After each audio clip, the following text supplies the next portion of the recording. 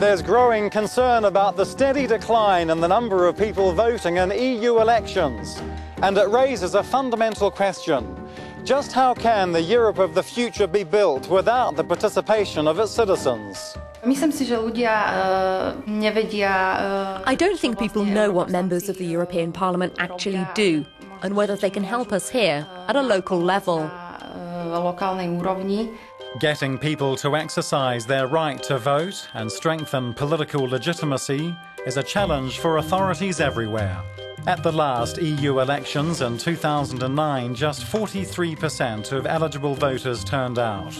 3 decades earlier, the figure was just under 62%. Hoping to do better in the next European polls in 2014 is Slovakia, an EU member since 2004. It scored the worst turnout at the last 2 ballots for the European Parliament, with less than 1 in 5 casting a vote. Belgium and Luxembourg scored best with more than 90% turnout, but they both have compulsory voting. In Bratislava, we met a typical family that's never voted in European elections. Viera has her own cosmetics business. Her daughter Sylvia, whose baby girl Emily is 6 months old, works in the information technology sector.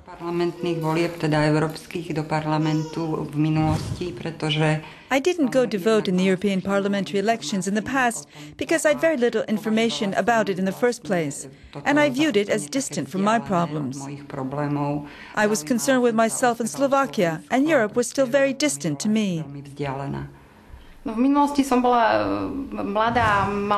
was too young before and had other interests. Young people are interested in other things. I wasn't into politics at all back then. But the situation is different now. When you're older, you see things from a different perspective. So we'll see. Some people say they're tired of so many rounds of various elections, and it's hard enough to keep up with complicated national politics. Others say they're happy not to vote after years of being forced to cast a ballot prior to independence in 1993. Those charged with boosting Slovakia's turnout stress that it did go up 3% between the last 2 European ballots, but admit more effort is needed.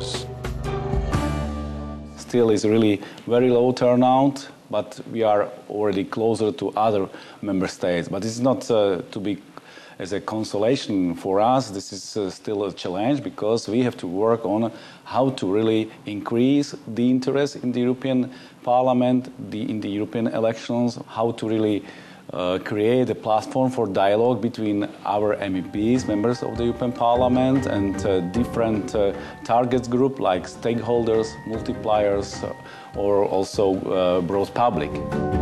But raising interest is no easy task. For its part, the European Commission has issued a formal recommendation. It says national political parties should make it clear in campaigning which European parties they're affiliated with. And to boost the political tempo, parties are being told to nominate a candidate for European Commission President and make that known to voters ahead of election day. The European Parliament elects the President based on a proposal by EU leaders, who are supposed to take into account the election results.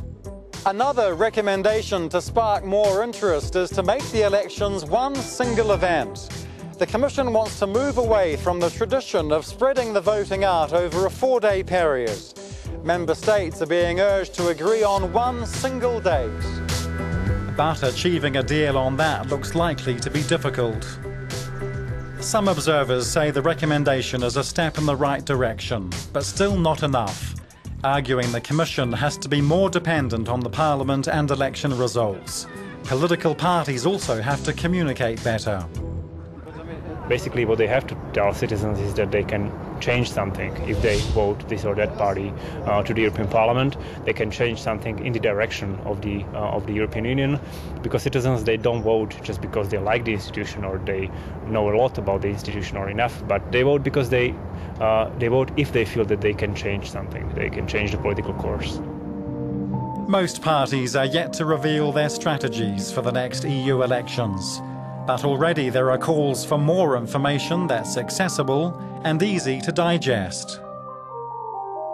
Perhaps if well-known personalities were more involved in the presentation of elections, people would become more familiar with the issues and might be prompted to go and vote. We should know what's happening in Europe, who represents us there, and those people should provide us with information about what is going on there. Debate continues about other possible solutions, including the idea of holding EU elections on the same day as local polls. Everyone seems to agree that something has to be done to stop the trend where so few are deciding for so many.